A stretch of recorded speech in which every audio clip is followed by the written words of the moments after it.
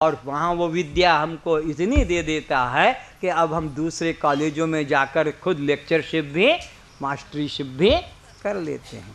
अच्छा, ठीक है।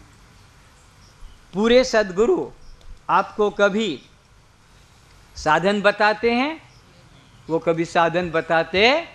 साधन वह बताएगा जो खुद अभी सिद्ध नहीं हुआ है, जिसने खुद ने परमात्मा को अपने अंदर, सबके अंदर, अपने अंदर, सबके अंदर, जिसने परमात्मा को नहीं जाना है, वही कहेगा चार धाम की यात्रा करो, अमरनाथ की यात्रा करो, तिरुपति चलो, तो शिल्लेचे साईं चलो, अयोध्या वृंदावन चलो, बाबा गुरु बन के बस में तुम्हारे लिए या ट्रेन में बोगी रिजर्व करा लेगा बाबा जी अपने साथ।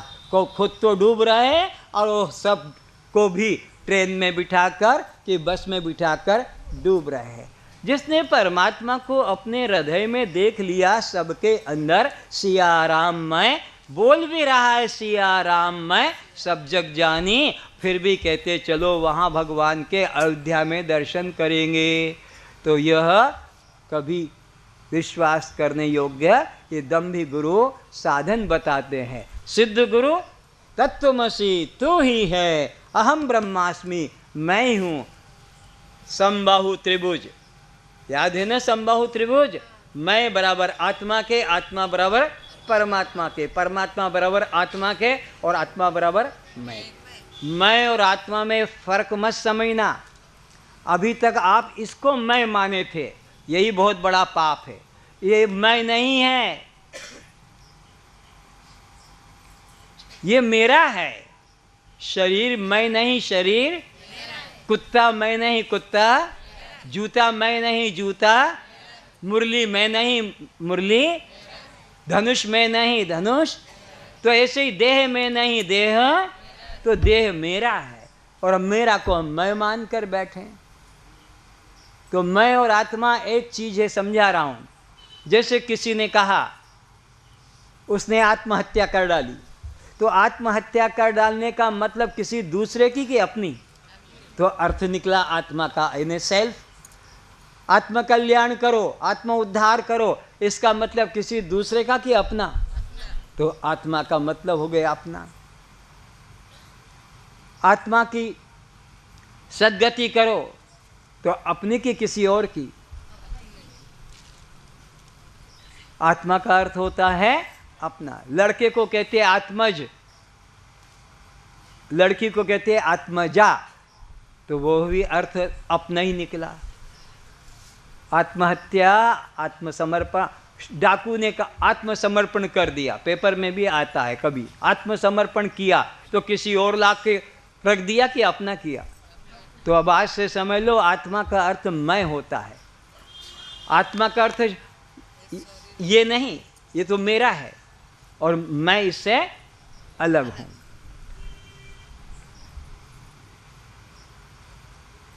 आज का विषय प्रारंभ करूं इसके लिए, और आज आपको एक नहीं दो फिल्म दिखाई जाएगी, समय होगा तो।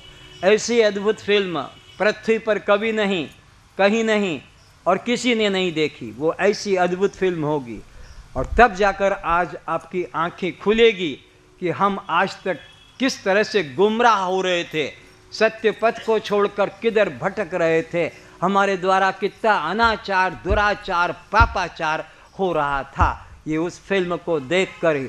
और घर जाते समय सुन लो, बुक स्टॉल से आपको फार्म दिया जाएगा, 2 फार्म, एक होगा रूल्स रेगुलेशन का, एक होगा एडमिशन फॉर्म।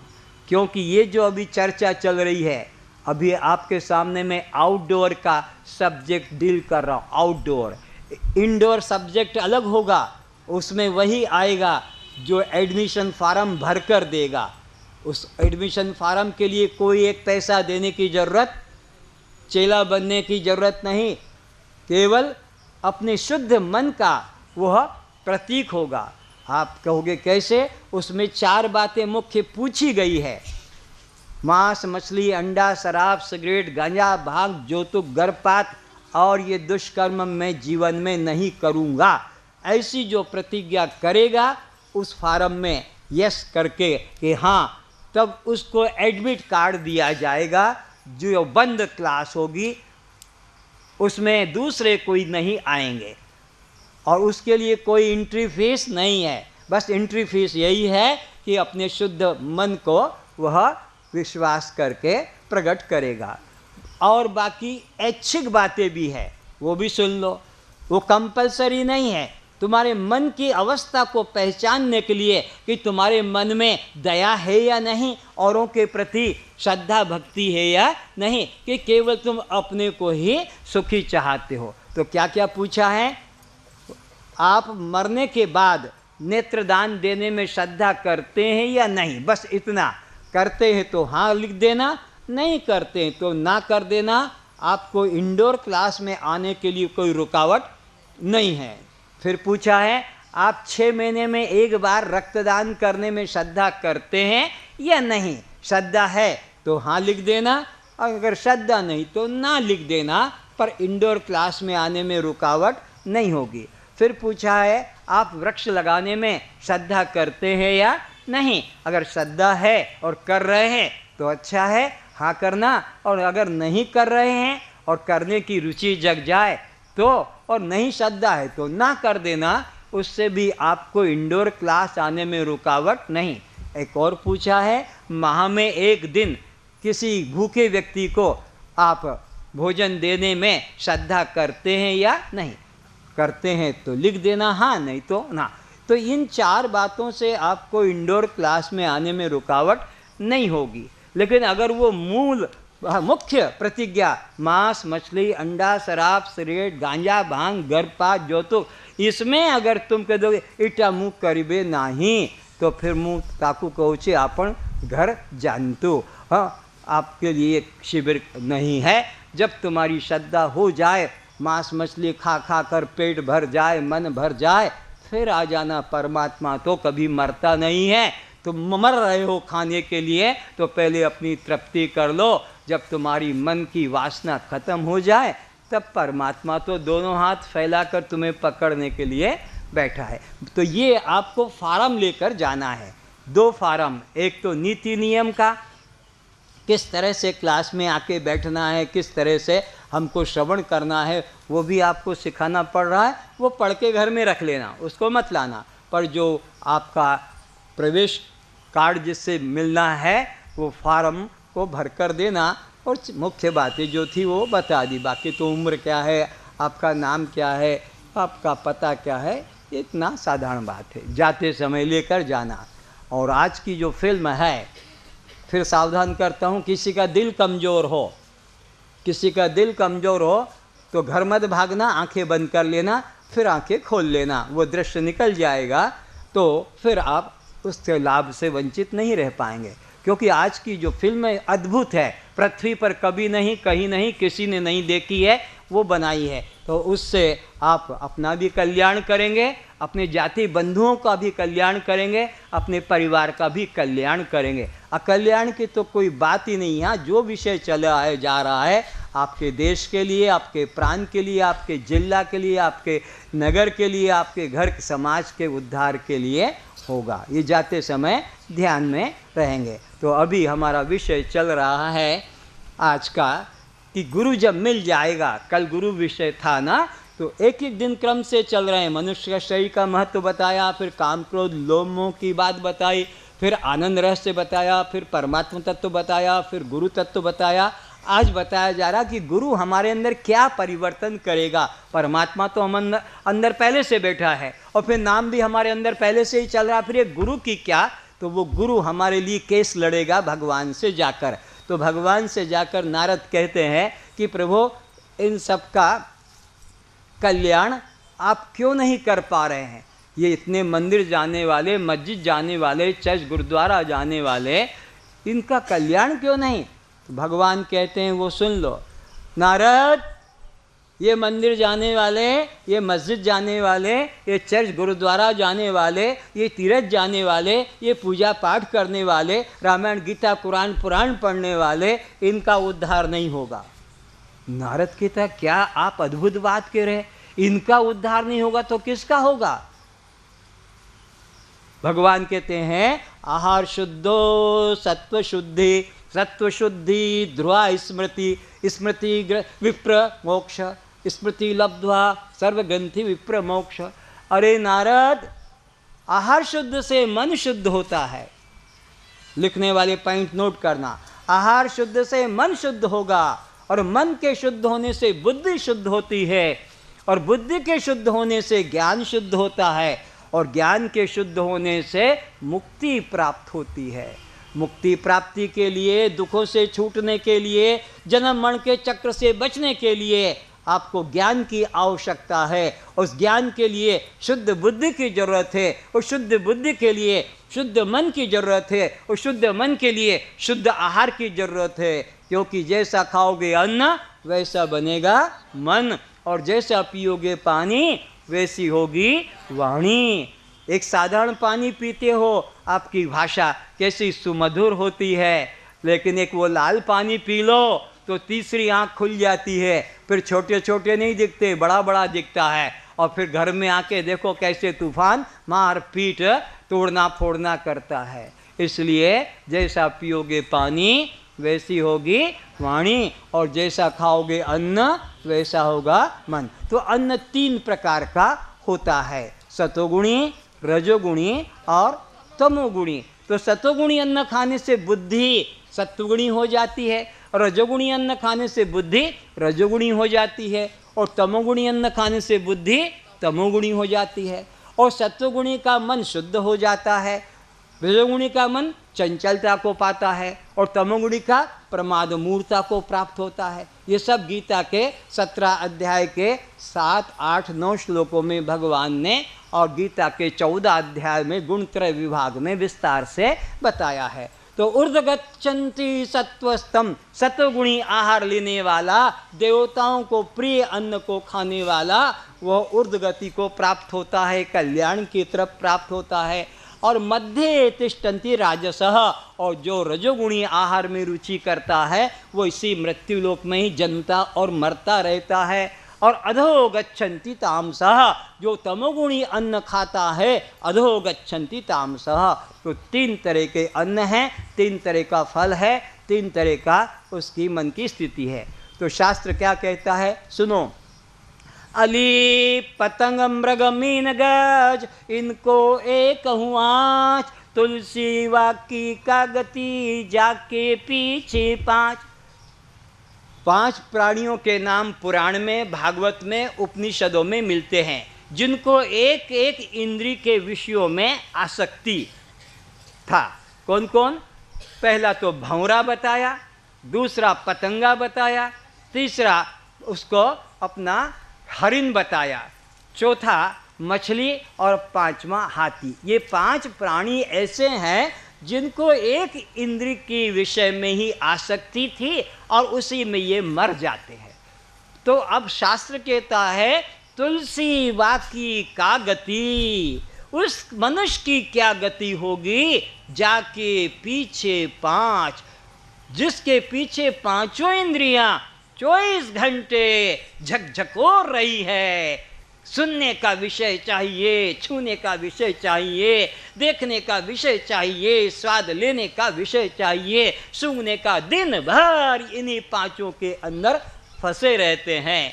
पर भंवरा, जैसे सूर्य का प्रकाश मिलता है कमल को, तो कमल का पुष्प खिल जाता है, भंवरा आकर बैठता है और उसमें उस सुगंध का पान, पराग का पान करता करता करता रहता है, इतना मदमोश हो जाता है। और सूर्य के किरणें जब छूने को नहीं मिलती है कमल के पुष्प को, तो कमल का पुष्प बंद हो जाता है। सूर्य के प्रकाश से कमल का पुष्प खिलता है, और सूर्य का प्रकाश जब नहीं मिलता है तो बंद। तो वो जो भंवरा शीशम लकड़ी को छेद करके, शिशु काठ को भी छेद करने में समर्थ है, पर आसक्ति के कारण कमल के पुष्प के वो कोमल कोमल पखड़ियों को भी छेद करके बाहर, और क्या सोचता, रात भर मस्ती लेता रहूँगा और सुबह निकल जाऊँगा। होता यही है कि वो रात भर उसमें बंद रहता है, सुबह हाथी आते हैं और सरोवर में धम से कूद जाते हैं और उसको सूंड में लपेट के कुचल कर मार देते हैं। ये मौत का कारण हाथी के द्वारा या उस आसक्ति के कारण मृत्यु को पाता है। किसकी आसक्ति थी? नासिका का विषय गंध। बस। नंबर 2 आता है पतंगा। वो क्या करता है? ये जो आपके हालोजन बल्ब है कि स्ट्रीट लाइट है कि पेट्रोमैक्स है कि गैस चूल्ही है, उसके ऊपर आकर क्या सुंदर शैया है और मैं इस पे विश्राम करूँगा, और वह आकर अपने प्राणों की बलि दे देता है। आप सुबह जब झाड़ू निकलता है तो कितना ढेर ढेर वो कीड़े लाइट के नीचे मिलते हैं। उनको अपना नेत्र इंद्री का विषय रूप में आसक्ति है, तो वो मृत्यु को प्राप्त होता है। पहला वाला किस में मरा? नासिका की आसक्ति में। कौन था वो? भौंरा। और पतंगा किसकी आसक्ति में मरा? नेत्र का विषय रूप। अब आया ये हरिण। ये हरिण की मृत्यु का कारण क्या है? बोले इसका संगीत में, श्रवण इंद्री का विषय संगीत में आसक्ति है, तो इसको मारा जाता है। कैसे? जंगल में वे शिकारी जाते हैं और बांसुरी बजाते हैं और ये सुनने में इतना विभोर हो जाता है, और बजा और उसके पास पहुंच जाता है। पीछे दूसरा शिकारी तीर मारता है और प्राण छूट जाते हैं संगीत में आसक्ति के कारण। और ये मरने का भी कारण जान लो। ये बाबा समाज, साधु समाज, भंड समाज अपने को साधु दिखाने के लिए, महात्मा दिखाने के लिए इन निर्दोष प्राणियों की पैसा देकर हत्या कराते हैं। दुकानदार के पास जाते हैं कि भाई हमको मृग चर्म चाहिए। तुम लोग भी पुरी गए हो, जगन्नाथ दर्शन किए हैं और समुद्र के किनारे भी गए होगे, समुद्र देवता के दर्शन किए, और जब लौटते हो तो एक बाज़ार ऐसा है जहाँ पर केवल मृग चर्म का ही सामान, अटैची कह दो, आपका वैनिटी पर्स, जूता, चप्पल, सैंडल, तो वही बाबा जाता है हमको मृग चर्म चाहिए। दुकानदार कहता स्टॉक में नहीं है, सब खत्म। वो कहता मुझे तो चाहिए। कितने समय में मिलेगा? बोले 1 महीने में मिलेगा, एडवांस देना होगा 5000। ठीक है, बताओ कैसे रंग का चाहिए? दुकानदार ऑर्डर बुक करता है, बाबा बताता है काले रंग का चाहिए कि भूरे रंग का। अरे कितने फीट वाला चाहिए? 2 फीट 3 फीट? नहीं, मुझे 5 फीट वाला, 6 फीट वाला। ऑर्डर बुक करता है और शिकारियों को बताता है इतना इतना मेरे पास ऑर्डर है, तुम जाकर मारो। तो तुमको एक एक के लिए 500 रुपया दिया जाएगा। शिकारी 500 रुपये के लिए जाकर उन प्राणियों को मार कर लाते हैं और दुकानदार को दे देते हैं। तो उसमें उसकी हत्या का कारण बन गया है। अब विचारो, इसमें मांस तो मांस भक्षियों को बेच दिया जाता है, और ये जो हड्डियां हैं, सुनोगे, बिना का टूथपेस्ट, कोलगेट टूथपेस्ट, और भी तुम्हारे जो है ये बोन पाउडर है, हड्डी का चूर्ण। अब कुछ कंपनियां ऐसी है जो लिख देती है हरे रंग की बिंदी लगाकर कि ये प्योर वेजिटेरियन है, इसमें हड्डियों का चूर्ण नहीं है। आप लोगों को भी पता होगा, गवर्नमेंट का, सरकार का नियम है जिसमें हत्या से संबंध है, उस वस्तु के ऊपर लाल रंग का एक कॉर्नर में बिंदी लगी होती, लाल रंग की, चाहे नमक हो कि मसाला हो, आटा की, बेसन की, कोई औषध, उस पर लाल रंग की बिंदी है तो सोचना इसमें किसी जीव की हत्या का संबंध है, और हरे रंग की बिंदी है तो सोचो ये वेजिटेरियन है, इसमें कोई जीव की हत्या का संबंध। ये बात कितने लोग जानते हैं? हाथ उठाना। तो हाँ, बहुत लोग शिक्षित है, सब जानते हैं। तो ये इस प्रकार से उसकी हत्या का कारण बन गया। तो परमात्मा की भक्ति का पहला कदम अहिंसा से शुरू होना था कि हिंसा से? अहिंसा परमो धर्म। ये बाबा ने पहला ही कदम रखा हिंसा से, पैसा देकर मरवाकर, 5000 रुपया देकर और मृग चर्म लेकर अब दिखा रहा अपने गांव में चेलों के पास में कि हम कितने बड़े सिद्ध महात्मा। और आपसे भी कहता हूँ, अगर कभी चाहो पूरी तो कभी वो खरीद कर आसन मत लाना, कभी सैंडल, कभी जूता, कभी अटैची, जो हत्या से प्राप्त होते। अपनी मौत से जो मर गए हैं उनका चमड़े की बनी वस्तुओं का प्रयोग करने में अपराध, खादी भंडार पे शायद आपको कुछ मिलेगा, पर अपनी मौत से कितने लोग मरेंगे, कितने पशु मरते हैं। अभी तुमको जूते की दुकान खोलना है, 2 नहीं 10 ट्रक भर के आ जाएंगे। ये कैसे बन गए? अपनी मौत से मरने वाले पशुओं के ये तुम प्रयोग करते हो। जितने भी बैठे हो सब जिंदा पशुओं को काट काट के मारा जाता है, चाहे कलकत्ता का कत्ल घर हो कि बॉम्बे का कत्ल घर हो कि वो दिल्ली का कत्ल घर हो कि आगरा का कत्ल घर हो। यह रोज रोज नए नए ऑटोमेटिक कारखाने बनते चले जा रहे हैं। ऑटोमेटिक वो गाय एक छोटे रास्ते से निकाली जाएगी जो पलट भी नहीं सकती और वहीं खटाखट उनकी गर्दनें कटती जाएगी, मांस अलग हो जाएगा, चमड़ा अलग हो जाएगा। जिंदा प्राणी को गरम गरम पानी में उबाल कर और वो चमड़ा निकाला जाता। डिमांड तुम्हारी है सॉफ्ट, मुलायम, कॉफ लेदर, तो मुलायम चमड़ा मरे पशु का कभी नहीं होता है। जिंदा पशु को गरम पानी में उबाला जाता है। दिखाऊंगा आंखों से अगर हिम्मत होगी तो, किस तरह से गाय को, किस घुसरी को, कि कुत्ते को गर्म पानी में, बिल्ली को उबाल कर और फिर वो जो चमड़ा बनता है तब तुमको वो मुलायम सॉफ्ट है, ऐसी तुम्हारी डिमांड है, इस कारण से इनकी हत्या होती है। और ज़्यादा अभी नहीं बताऊंगा, आगे के विषय चलते हैं। और हाथी की मौत क्यों होती है? उसकी मौत का कारण सेक्स, संभोग, उसको इतनी आसक्ति है कि एक बहुत बड़ा गड्ढा बनाया जाता है, ऊपर से बेम्बो डाल दिए जाते, बांस, थोड़ा मिट्टी, थोड़ा सा अन्न, पानी, तो हरा हरा अंकुर आ जाता है पृथ्वी जैसा, और एक नकली हथनी कागज की बनाकर रख देते हैं और उस हाथी को उस तरफ बैंड बाजा ढोल बजा के दौड़ाया जाता है और वो हाथी उसी हथनी से संबंध के आसक्ति में गड्ढे में गिरता है और वहाँ उसे भूखा रखा जाता है। उसके दांतों को निकाला जाता है। जिंदा को, मरे को निकालने में तो थोड़ा आसानी हो जाती है, वो तड़प तड़प के मरता है और उसके सींग दांतों को निकाला जाता है।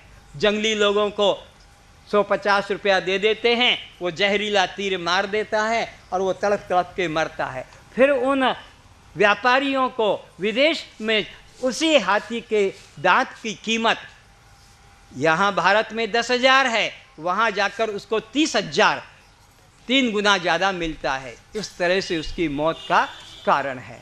अब आया है विचार करने को, ये जो माताएं साड़ियाँ पहनती है, सुपरफाइन सिल्क, मट्ठा साड़ी, कई लोग सेठ लोग भी मट्ठे का कुर्ता पहनते हैं, मट्ठे का चादर अपने ऊपर लपेटते हैं, ज़्यादा गर्मी मिलती है। जानते हो 2 लाख जीवों की हत्या की जाती है, जिंदा को मारा जाता है, तब एक मैडम के लिए साड़ी बनती है, सुपरफाइन सिल्क, मट्ठा साड़ी। जिंदा अंडों को वृक्ष से तोड़ा जाता है, उसमें एक छोटी चिड़िया होती, चड़ी, काकरोच की तरह उड़ती भी है और चलती भी है, और वो अपना उस अंडे में छेद करके और निकलती है, तो वो जो व्यापारी है, कपड़ा बिनने वाला जुलाहा, वो सोचता है ये सब निकल जाएंगे तो खद्दड़ सिल्क को कोई लेगा नहीं, तो इसलिए वो जिंदा अंडों को पानी में उबालता है और जो साएं साएं साएं करके तड़प तड़प के मर जाते हैं, तब जाकर 8 अंडों के जोड़ से एक सूत तैयार होता, इतना महीन बारीक कि दिखाई नहीं पड़ता, तो 8 तारों से और फिर जाकर एक साड़ी बनती है।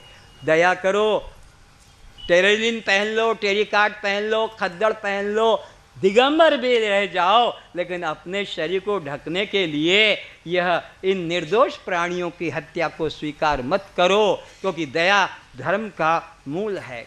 तो इसी प्रकार कई लोग कमर में बेल्ट डालकर बैठते हैं, लेदर बेल्ट। जानते हो तुम्हारे लेदर बेल्ट के लिए उतने लंबे पशु को ढूंढा जाएगा। 40 इंच 50 इंच का लंबा पशु जब मिलेगा तब उसकी 4 इंच चौड़ी पट्टी को चीरा जाएगा जिंदा को चमड़े से, और फिर उसको तैयार करके उधर बक्कल और कुछ लगेगा और तब तुम पेंट के ऊपर अपने को सजा कर चलोगे। ओ मेरे भाई, और टेरिकाट का पहन लो, नायलॉन का ले लो बेल्ट, नहीं तो माताओं की तरह नाड़ा डलवा लो। माताओं का पेट बढ़ता है तो नाड़ा ढीला कर लेते हैं, और पेट छोटा हो गया तो नाड़ा टाइट कर लेते हैं। तो ऐसा अपने पैंट में पजामे में डाल लो, लेकिन ये लेदर बेल्ट का प्रयोग करना बहुत बड़ा पाप है। इसी तरह काफ लेदर, ये गर्भवती गाय का बच्चा, गर्भवती गाय को पहले गर्म पानी में उबाल के मारा जाता है, फिर गर्भ का बच्चा निकाला जाता है, तब जाकर फिर उसके द्वारा उसके चमड़े से वस्तुएं बनती है। तो इस तरह से हत्या का एक कारण होता है। तो आगे विचार करते हैं मछली की बात। अब ये मछली की बात में, ये मछली की मौत क्यों होती है, तो बंगाली बाबू ज़्यादा ध्यान से सुनेंगे। यह सरोवर में, पोखरी में गांव के आदिवासी लोग आते हैं तुम्हारे यहाँ सीताफल बेचने, बुरकोली, जामकोली या भाजी या काठ बेचते हैं। उसके बाद क्योंकि वो अपने गांव से 3 बजे रात को चलते हैं, 10-10, 15-15 किलोमीटर पैदल आते हैं, और जब वो अपना बिक्री हो गया तो सरोवर के किनारे जाएंगे, तालाब पोखरी के किनारे, वहाँ पर अपना पेट को थप्पा कर करके और देखते जाते हैं कि ठीक निकल गया जितना चाहिए था।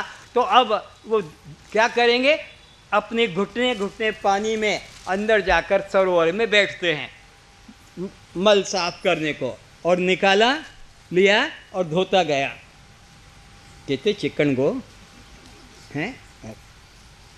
और वहीं पर ग्राहक रहते हैं, सुबह का लड़ झगड़ के नाश्ता कर लेते हैं, वहीं पर तो तैयार रहते हैं और लड़ झगड़ कर अपना नाश्ता कर लिया। अब उसके बाद में वो क्या करेगा, वो एक काठी लेगा, किसी डाल को काट के, अब वो ब्रश बनाएगा पहले चबा कर, जब ब्रश हो गया फिर उसको चीरेगा, और चीरने के बाद में जिह्वा पे लगाकर, आप करते हैं ना टंग क्लीनर, और वो साफ करता है, तो वो जो बटर गिरता है वो भी लड़ झगड़ के सुबह की वो नाश्ता कर लेते हैं।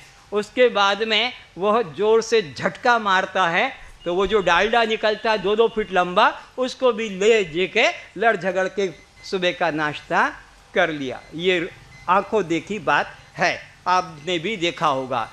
तो इस प्रकार से कोई शिकारी जाते हैं, एक माठिया में पतले पतले लंबे बरसात में जो आते उसको रख लेते हैं जिंदा, और वो कांटे में लेके उसको तोड़ा, पहले जिंदा को तोड़ के कांटे में फंसाया, फिर पानी में डाला, वो मछली आती है और गप कर लेती है, तो वो कांटा ऐसा फंस जाता कि निकलता नहीं, तो फिर उसको चीर कर और अपने पास रखता है। अब बाजार में तुम लोग गए, आधा केजी 1 केजी मछली, तो देखो कितना टेस्टी एनर्जेटिक मिलेगा। वो पीछे वाला जो था वो भी मछली के अंदर आया, और वो जो बटर निकला था